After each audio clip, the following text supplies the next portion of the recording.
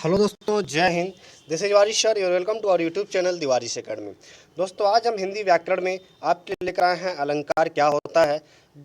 बहुत सारे मित्रों का जो है कमेंट था कि सर अलंकार के बारे में बताइए।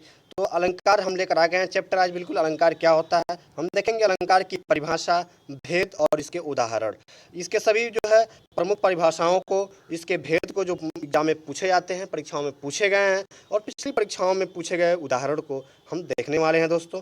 तो आज पूरा अलंकार आपका क्लियर हो जाएगा। वीडियो को लास्ट तक देखिए, नोट कीजिए और दोस्तों आप चैनल पर बने रहिए।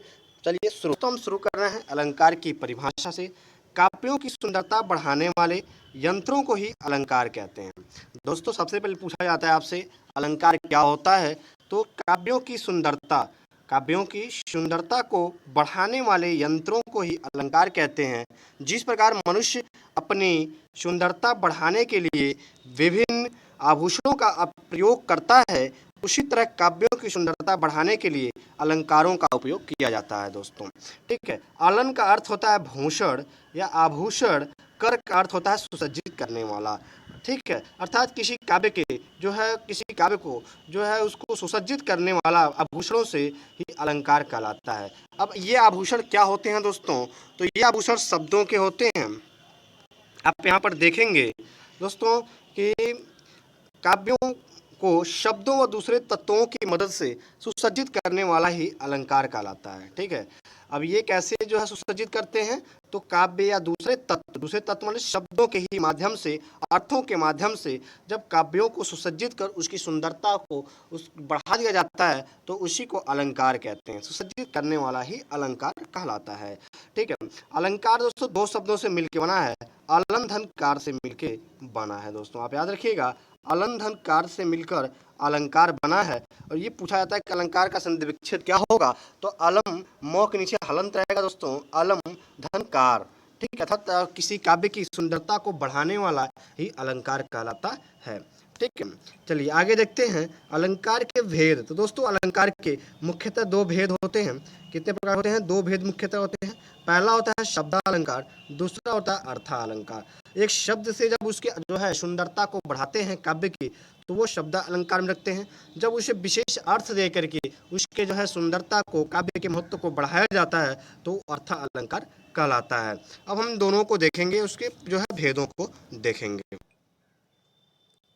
दोस्तों। देखते हैं पहला जो होता है मुख्य भेद शब्दालंकार। शब्दालंकार क्या होता है? तो जो अलंकार शब्दों के माध्यम से काव्यों को अलंकृत करते हैं, अर्थात अपने शब्द के माध्यम से काव्य की शोभा को बढ़ाया जाता है, उस जो है अलंकार को शब्दालंकार के अंतर्गत रखा जाता है दोस्तों। शब्दालंकार जो है दो शब्दों से मिलकर बना है, शब्द धन अलंकार से। अर्थात शब्द अलंकार मिलकर बनता है शब्दालंकार। अर्थात शब्द के माध्यम से काव्य की शोभा बढ़ाने को ही शब्द अलंकार कहते हैं दोस्तों। इसके मुख्यतः तीन भेद होते हैं दोस्तों। शब्द अलंकार के मुख्यतः तीन भेद होते हैं। पहला होता है अनुप्रास अलंकार, दूसरा यमक अलंकार और तीसरा श्लेष अलंकार होता है। अनुप्रास अलंकार, यमक अलंकार और श्लेष अलंकार, ये तीनों शब्द अलंकार के भेद हैं, प्रकार हैं। अब इन तीनों को हम आगे पढ़ेंगे, परिभाषा और इसके उदाहरण को। आइए दोस्तों शब्द अलंकार को समझते हैं कि जब किसी काव्य को सुंदर बनाने के लिए किसी वर्ण की आवृत्ति बार बार हो तो वह अनुप्रास अलंकार होता था। जब किसी काव्य की शोभा को, सुंदरता को बढ़ाने के लिए किसी एक वर्ण की आवृत्ति को बार बार किया जाता है तो वही अनुप्रास अलंकार कहलाता है। किसी विशेष वर्ण की आवृत्ति से वाक्य सुनने में सुंदर लगता है। ठीक है। जैसे कि आपको उदाहरण दिया जाता है, चारु चंद की चंचल किरणें खेल रही थी जल थल में। ये आपको उदाहरण परीक्षाओं में पूछा गया है बहुत बार, ये कि ये किस अलंकार इसमें है, तो आप बताते हैं अनुप्रास अलंकार है दोस्तों। क्यों अनुप्रास अलंकार है? आप देख रहे हैं इसमें चारु में च, चंद्र में भी च, चंचल में भी पहला वर्ण च है, खेल रही है जल थल में। अर्थात च वर्ण की आवृत्ति यहाँ पर जो है बार बार हो रही है, इसलिए इसे कहेंगे अनुप्रास अलंकार। यहाँ पे च वर्ण की आवृत्ति जो है बार बार की जा रही है इसलिए, और कहते हैं कि जब किसी वाक्य में किसी विशेष वर्ण की आवृत्ति बार बार होती है तो उसे अनुप्रास अलंकार कहते हैं। तो ये चारु चंद की चंचल किरणें खेल रही थी जल थल में, तो यहाँ च तीन बार आया है, इसलिए अनुप्रास अलंकार का उदाहरण होगा। आपने समझ लिया होगा। अब हम नेक्स्ट देखते हैं यमक। दोस्तों दूसरा जो भेद होता है यमक अलंकार होता है। यमक अलंकार जिस प्रकार अनुप्रास अलंकार में किसी वर्ण की आवृत्ति बार बार होती है, उसी प्रकार यमक अलंकार में काव्य की सौंदर्य बढ़ाने के लिए एक शब्द की आवृत्ति बार बार होती है। दोस्तों उसमें वर्ण आता था ना, वर्ण की आवृत्ति अनुप्रास अलंकार में हो रही है, लेकिन इसमें जो है शब्द की आवृत्ति बार बार होगी। कोई एक या दो शब्द होंगे जो बार बार वाक्य में प्रयोग किए गए होंगे, तो उसे हम यमक अलंकार जो है बताएंगे, और उसके अर्थ अलग अलग होंगे। दोस्तों ध्यान देंगे, जो है अलग अलग एक ही शब्द दो या दो से अधिक बार प्रयोग किए जाएं और उसके अर्थ अलग अलग मिले आपको, तो उसी को हम कहते हैं यमक अलंकार। ठीक है, जैसे कि आपको उदाहरण से समझाते हैं, काली घटा का घमंड घटा। ठीक है, काली घटा का घमंड घटा। दोस्तों यहाँ पर आपको घटा और घटा दो बार मिला हुआ है, तो ये जो है एक ही शब्द है लेकिन दो बार यह वाक्य में प्रयोग है, तो आप बता सकते हैं कि यह यमक अलंकार होगा, क्योंकि इसमें यमक अलंकार में एक शब्द की आवृत्ति बार बार होती है। अब इसके अर्थ अलग अलग होते हैं, हम देखते हैं क्या क्या अर्थ होते हैं। काली घटा, यहाँ दोस्तों यहाँ पर एक घटा का अर्थ है बादल से, अर्थात बादल कैसा होता है, काला होता है। ठीक है, और एक घटा का अर्थ है यहाँ पर घमंड से, अभिमान से। एक घटा का अर्थ है घमंड।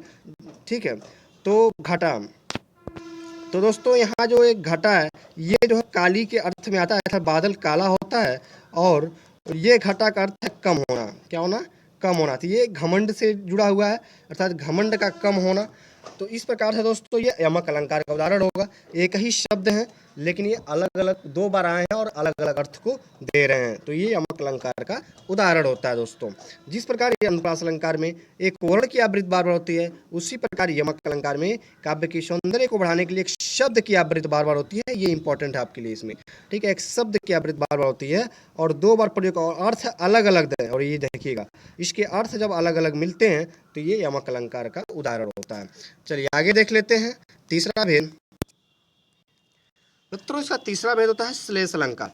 श्लेष अलंकार शब्दालंकार का तीसरा भेद है। इसमें जो है क्या है कि श्लेष अलंकार ऊपर दिए गए दोनों अलंकारों से भिन्न होता है, अर्थात अनुप्रास अलंकार और यमक अलंकार दोनों से ये भिन्न होता है, थोड़ा अलग होता है। कैसे होता है, तो श्लेष अलंकार में दोस्तों एक ही शब्द के विभिन्न अर्थ होते हैं।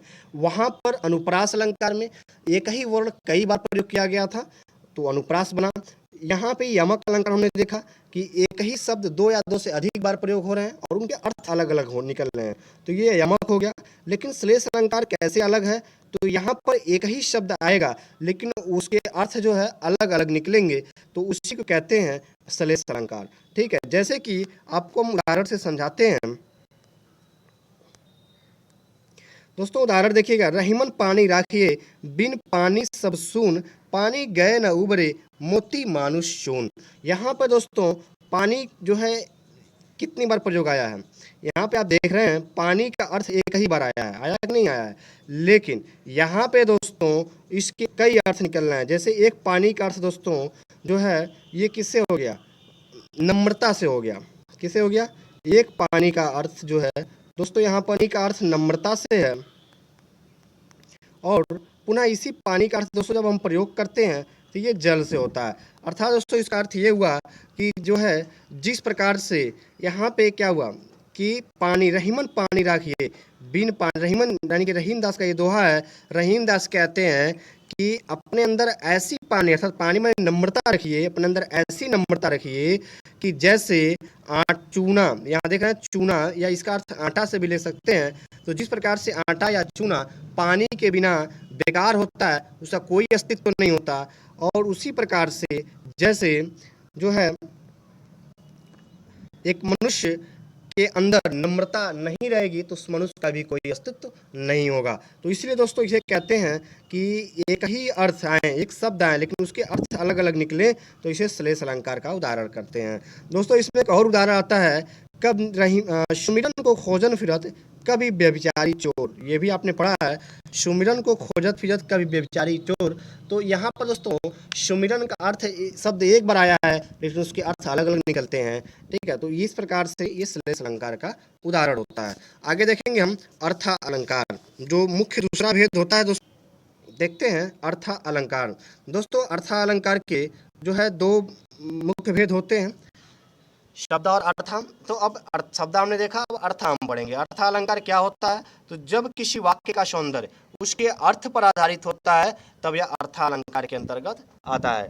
ठीक है, जब किसी भी वाक्य का जो है सौंदर्य, सुंदरता अर्थ के आधार पर व्यक्त की जाती है तो वो अर्थालंकार के अंतर्गत आता है। दोस्तों इसमें जो है दो शब्द से मिला है, अर्थ धन अलंकार, दोनों से मिलकर बन गया है अर्थालंकार।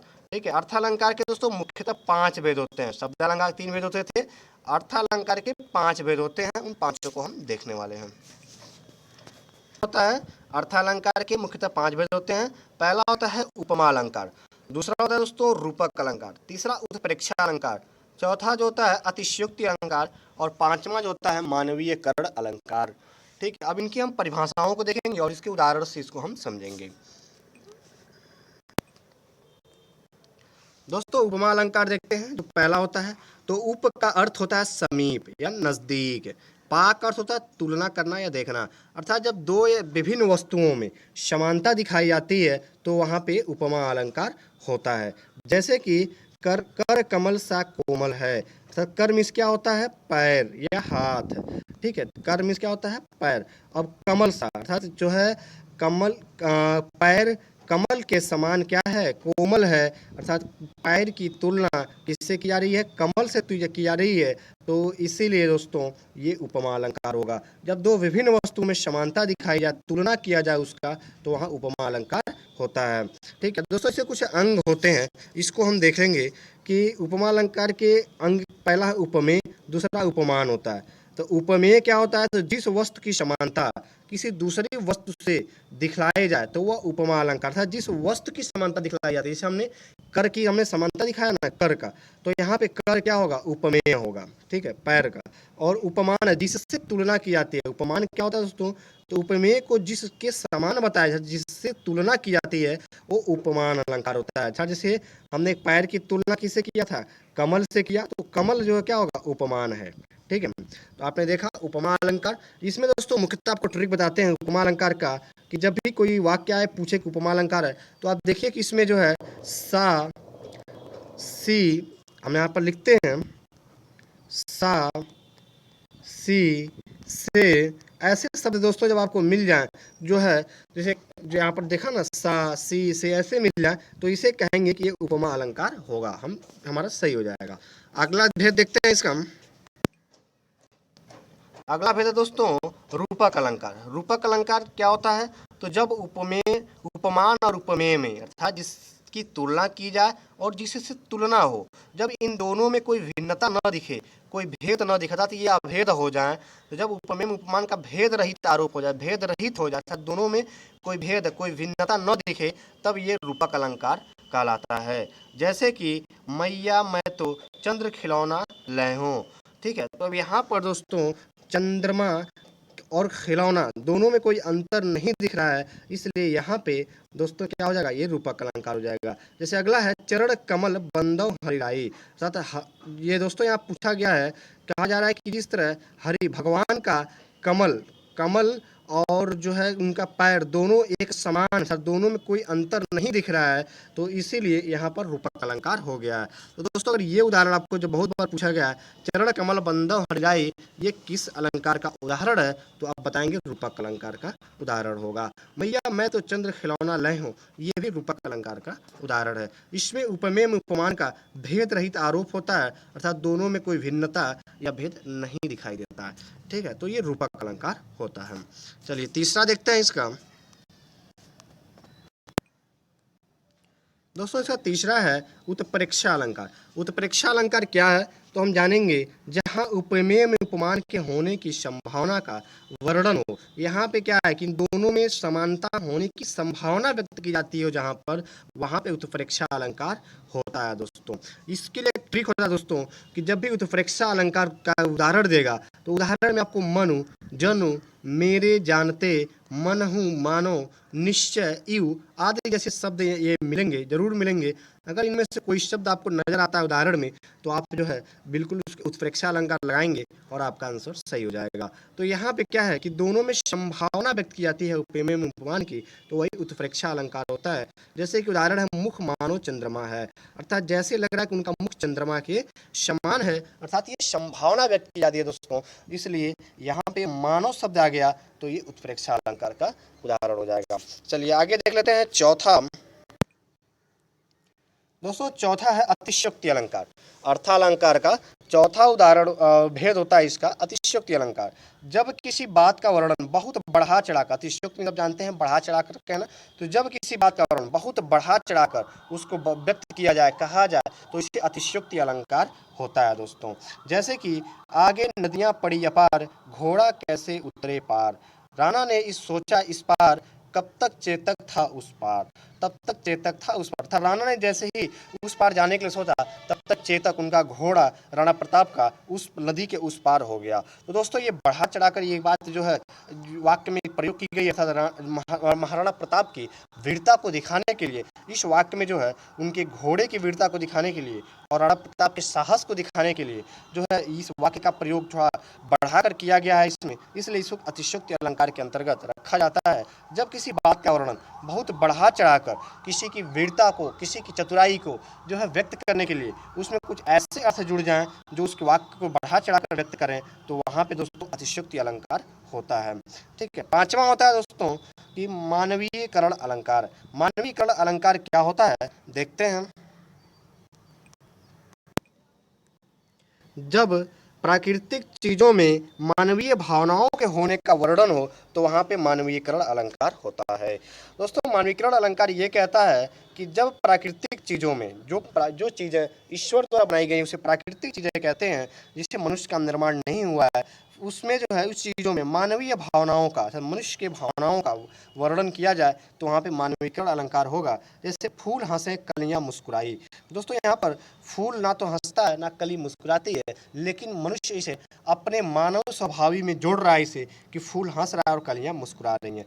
यहाँ पर मानवीय भावनाओं का वर्णन किया जा रहा है, तथा अपनी एक मानव अपनी भावना बना रहा है कि फूल जैसे लग रहा है कि वो हंस रही है और कलियाँ मुस्कुरा रही है। तो ऐसे मानवीय भावनाओं का वर्णन जब वाक्य में, काव्य में कर दिया जाता है तो यह इसमें मानवीयकरण अलंकार हो जाता है। तो दोस्तों इस प्रकार से हमने अलंकार शब्द अर्थालंकार की परिभाषा और उसके भेद और उसके प्रमुख उदाहरणों को हमने देखा है। दोस्तों वीडियो पसंद आया तो लाइक शेयर कीजिए, चैनल को सब्सक्राइब कीजिए अगर नहीं किया है तो। दोस्तों फिर मिलेंगे। जय हिंद, शुक्रिया, थैंक यू।